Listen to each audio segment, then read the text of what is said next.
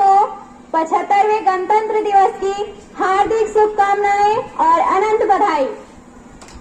मुस्कुराइए। आप एक ऐसे देश में जी रहे हैं जहां संविधान का शासन है। अनेकों मुश्किलें, अनगिनत रुकावटें और हजारों बदलावों के बावजूद हम सुधारों की तरफ अग्रसर कदम से कदम मिलाए जा रहे हैं और शायद यही हमारे देश की सबसे बड़ी खूबसूरती है।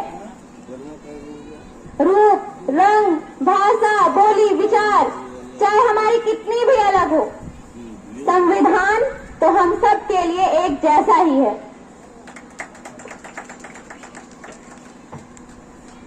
मनाइए जश्न, मनाया भी जाना चाहिए। गणतंत्र होने का आज शुभ दिन जो है, लेकिन साथ ही साथ आज विचार भी कीजिए। गहरी विचार चेतना में जाकर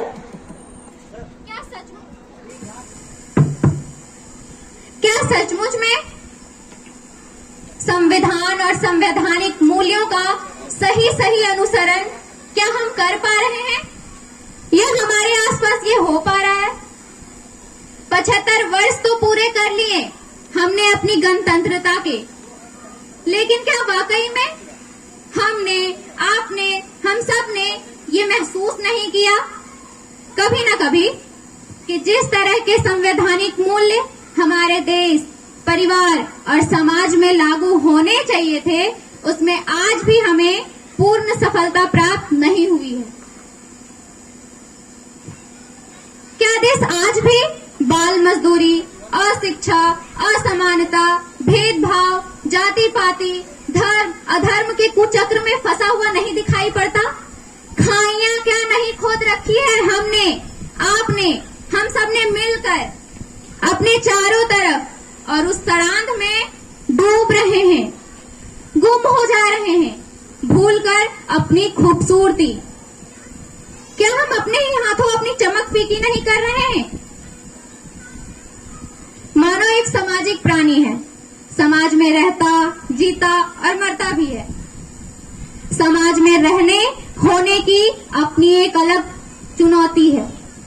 सबसे बड़ी चुनौती है समाज को एक साथ मजबूती से, नर्म हाथों से बांधकर, सहेजकर, खूबसूरती से संजोकर रखने की, उलझनों को सुलझाने की और गलत को झुठलाने की, सही को अपनाने की और ठीक से बेहतर होते जाने की।